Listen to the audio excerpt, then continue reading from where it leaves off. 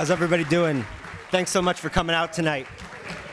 Before we get into it, we got to do just a little bit of clarification on Zach's story, because I feel like he breezed over a couple of the really cool details. What Zach heard was that Morgan Stanley was going to come visit his school to just learn what iMentor was about.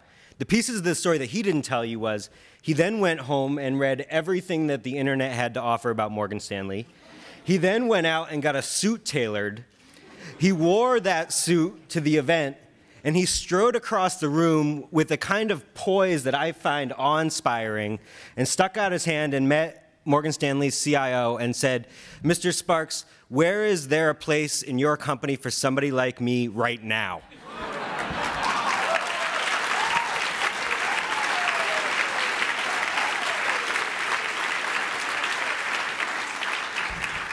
You want that kind of hustle in your company. There's so many folks to thank tonight. One more round of applause for all the mentors and the mentees who are here tonight.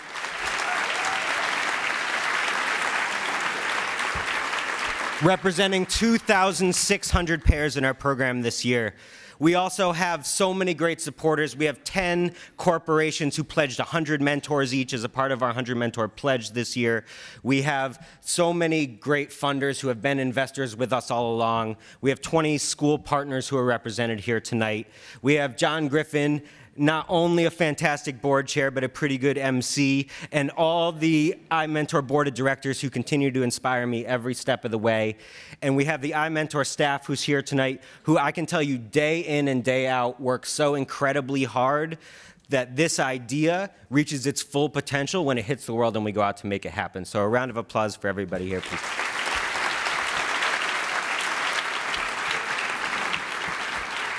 I've just been reflecting all night about how profoundly lucky I feel to be doing this work. You know, a couple of years ago, we made a pretty big transition as an organization. We transitioned from an organization who focused on getting great mentors for young people to an organization that focused on using those mentoring relationships to help those students succeed in college. And never before was the why we made that transition so apparent as in all the young people tonight. We made that transition so more young people get to have the chance at a trajectory like Julia Blue had, and like all the other young people you'll hear tonight. We made that transition to help play a role in making sure that any kid in this country who wants to work hard and dream big can go out there and chase down their ambitions. And I will spare you all the facts and figures and numbers, but any way you cut it these days, you cannot do it without a college degree. And this was a sobering moment for us, because when we started to take a look at this question, both in the students in our program and also in all the other schools and programs across the country, what we found was this really fascinating thing, that if you were the first person to go in your family to go to college, which many of the kids in our program are, that academic preparation alone was not enough to translate into the majority of those students completing college, even if it was really good academic preparation. And so we set out to find out what else did we have to do. At the same time, this really interesting thing was happening. People who are plugged into education is probably hearing a lot about this right now. There's been this emerging field of research. Never before has there been a more broad recognition that success in school is not just about the content in our academic classrooms. And never before have we had a more precise understanding of what those other skills are that students need to succeed. There's been this really interesting coalition of economists and psychologists and neuroscientists and educators who have all sort of begun to coalesce around this short list of other skills that students need to succeed in high school, in college, and in the modern workplace. And what that new emerging research does, it creates this huge opportunity to break through and break past what's been these historically dismal college completion rates for the students that iMentor is serving. But that opportunity is also a huge challenge that's facing our schools. And we at iMentor know that we could not do what we do without the schools. And you have to look at it from the school's perspective. If you look at it from a principal's perspective, you have 400 students in your charge. The majority of them first in their family go to college. And all of your existing resources are dedicated to making sure those kids are prepared academically for college, which they must be, right? And then how does that principal reorganize that existing staff and those existing budgets to take on these new responsibilities and get these outside outcomes? That's why the moment we're in public education in this country is so dynamic. We've established this new finish line and started to identify a lot of what we need to do to get there, but we haven't figured out how we're going to operationalize it at a school level. We haven't figured out what that principal is going to do about it. And that's the opportunity that we have at iMentor, which is the opportunity to go to that principal and say, what if we're not just moving the same pieces around the board? What if we could take 400 adults and put them in your school? What if we can make sure every student in your school has a college graduate solely dedicated to their success? What if we could make sure that that pair interacted every week of a kid's high school experience? What if we could make the adult to student ratio in your school 1-to-1? Because if you can do that, then all of a sudden every kid in that school has somebody to work with them on all of these skills that we now know students need to succeed in college. So students can actually benefit from all this new research. And if we can do that, we can make sure that every kid in this school is a college graduate to help them with all aspects of the college process, just like I had and just like you had. And that means we get away from the ratio problems of one college counselor for 400 students, and it means we start to close the knowledge gap when so many of our students' parents haven't been through the college process themselves. If we can do that, we can dramatically expand schools' capacity to prepare students for college. And that's pretty impressive. But it would be missing one important thing, and that's the thing you've heard in all the stories and all the testimonials tonight, which is you've got to do those things, and you've got to do one other thing, which is just be there when unexpected things happen. Because on the long road to be the first person in your family to go to college, how you navigate those unexpected challenges is a huge part of whether or not you make it. And when those things happen, those are the kind of answers and advice that no Google search is going to give you. The only thing that works in that situation is a relationship. The only way that you're going to get effective advice for that student is if you have somebody who knows who that student is and who that student wants to be at home, in the classroom, with their friends, and at their most aspirational. Because the advice that's going to stick and that student's going to hear is going to be at the intersection of all those considerations and influences. And those are the stories that we hear every single day at iMentor, and those are so many of the stories that you heard here tonight. That's what Elizabeth was doing when Melissa heard that she didn't get into the school that was her first choice.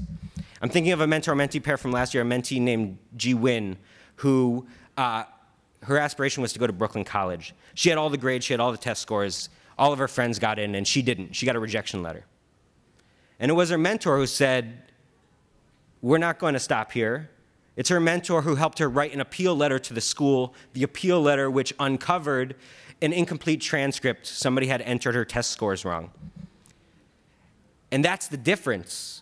The one person to write the one letter, somebody to give you the tangible example of what advocating for yourself looks like. That's the difference between not going to the school you've been dreaming of and being enrolled in Brooklyn College, which is exactly where Ji Win studies today. And maybe none of the stories from last year were quite as unexpected as Aisha's, who's with us here tonight.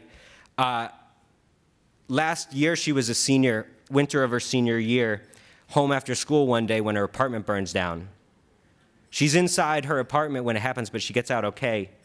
But tragically, her family loses much of what they have. Because it's college application season, but most importantly because she's got more grit than many young women that I've ever met. She's staying at school till 8, 9 o'clock at night to do her college applications on school computers. And she does that until one night when she shows up at the iMentor event, when her mentor Alex shows up and gives her a laptop that Alex had convinced her work to loan to Aisha. And that's a small gesture, right? But Aisha explains to me the relief that she feels with everything she has going on, to have that one more thing taken off her plate, to go home and to be able to do her college applications on the computer. And when I ask Aisha, how did your mentor know to give you a computer without you asking? She says this thing which nobody believes, but if you met her, you would believe it. This is what she says word for word. That's what a relationship is, I think. Somebody who knows what you need without you having to tell them to. That's right. Also, we have Emily from the Bill and Melinda Gates Foundation is in the crowd tonight. Emily, Aisha also did her Gates Millennium Scholarship application on that computer, and she got it. And for those of you that, round of applause.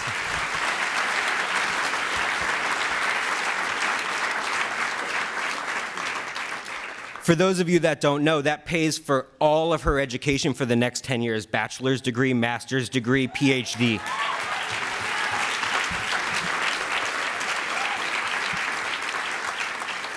And whatever field she ends up in after school is going to be incredibly lucky to have her. What you recognize in all these stories and what we see in the thousands of stories every single year is not the uninterrupted path through high school and onto a college campus that so much of our education policy anticipates, and that's the mental model for so many of us when we think about the process. Very few of these paths to and through college are seamless for our students. What they are instead is they're real. And what we can do when we can provide a mentor for every single student is we can make that student's journey just a little more durable. We can make speed bumps instead of roadblocks. We spent our first 10 years trying to get iMentor's mentoring model strong enough so our mentors could play this role. And we're going to spend the next 10 years helping our public schools reimagine how they prepare students for college success. We're going to spend the next 10 years putting thousands more Aishas, Julias, Zachs, and all the other great students here tonight. I encourage everybody to meet them after the program's over. And I just want to emphasize one last point, is that we could never do what we do without the people in this room. And if we can continue to inspire you to stay with us, then we're going to continue to go on and do big things in New York City and all over the country. Thanks, everyone. Have a great night.